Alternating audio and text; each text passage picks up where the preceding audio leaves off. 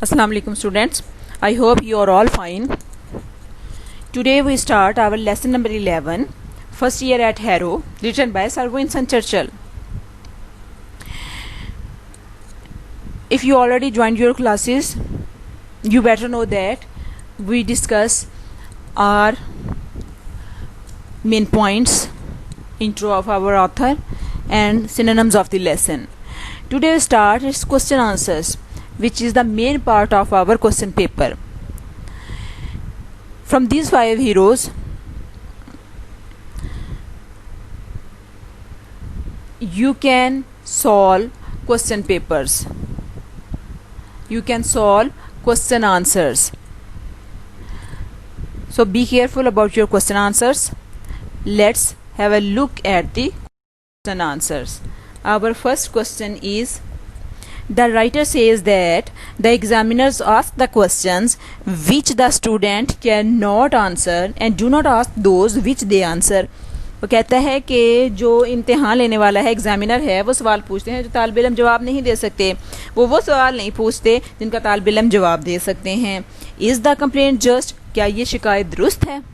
तो इसका आंसर देख लेते हैं हम. No, the complaint is not just. ये जो जवाब है या ये शिकायत है बिल्कुल दुरुस्त नहीं है.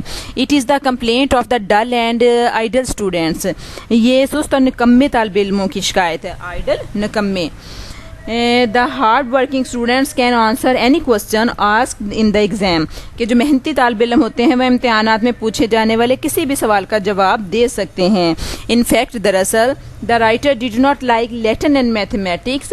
जो राइटर है वो लैटिन और मैथमेटिक्स दोनों को पसंद नहीं करता था. Therefore he could not answer the questions about these subjects. इसलिए वो इन मज़ामीन से मुतल्लिक सवालात के जवाब नहीं दे सकता था. जब किसी को जवाब नहीं आता तो फिर एक चीज़ ये होती है कि सवाल जो है वो आउट ऑफ क्वेश्चन आ गया है, आउट ऑफ सिलेबस आ गया है, हमारे सिलेबस में नहीं है. तो सेम बात वो कर रहा है कि जब उसको वो दो चीज़ें नहीं है तो उसको यही लगेगा कि क्वेश्चंस मुश्किल हैं, जो आता है वही है.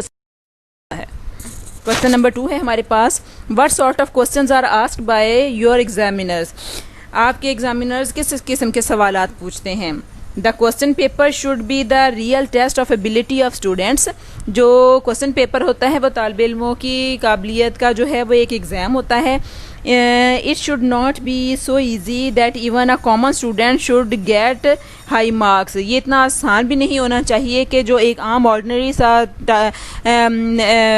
स्टूडेंट है वो भी अच्छे नंबर हासिल कर ले. Therefore our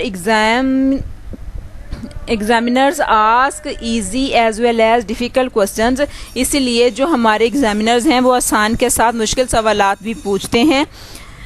they ask such questions as can distinguish a diligent student from an ordinary one.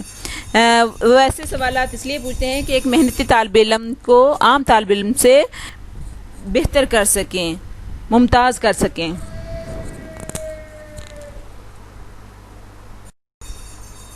Question number 3 है हमारे पास. Why could Churchill not do well in the examination. Churchill इम्तिहानात में बेहतर कारकर्दगी क्यों ना दिखा सका. Churchill did not like Latin and mathematics. Churchill Latin और मैथमेटिक्स को पसंद नहीं करता था. He liked poetry and essay writing. वो पोइट्री और ऐसे राइटिंग को पसंद करता था. While on the other hand, जबकि दूसरी जानिब the examiners were interested in Latin and mathematics. जो एग्जामिनर्स थे वो लातीनी और मैथ में इंटरेस्टेड थे. देयरफॉर इसलिए Churchill could not do well in the examination. Churchill जो है वो इम्तिहान में अच्छी कारकर्दगी ना दिखा सका. हमारा क्वेश्चन नंबर 4 है. How did Churchill do his Latin paper. के चर्चिल ने अपना लैटिन या लातीनी का पर्चा किस तरह दिया था. Churchill did his Latin paper badly. उसने अपना लातीनी का पर्चा बड़ी बुरी तरह से दिया था. He was given 2 hours to solve the paper. उसको 2 घंटे दिए गए कि वो अपना पेपर हल करे. He just wrote his name question 1 and put a bracket round it, thus question 1. वो कहते हैं कि उसने सिर्फ अपना नाम लिखा और सवाल 1 लिखा और फिर से इसके गिर्द एक ब्रैकेट लगा दी. Then knowingly he put a blot and many smudges on the paper. और फिर उसने ना चाहते हुए भी उस पर एक धब्बा लगाया और उसके इर्द गिर्द बहुत से नुक्ते डाल दिए. तो ये उसके ने लैटिन के पेपर में किया था, क्योंकि उसको इसके अलावा उसमें से कोई चीज़ नहीं आती थी। ठीक है, ये थे आज के हमारे question answers. Next question answers अगले लेक्चर में करेंगे। तब तक अल्लाह हाफिज़।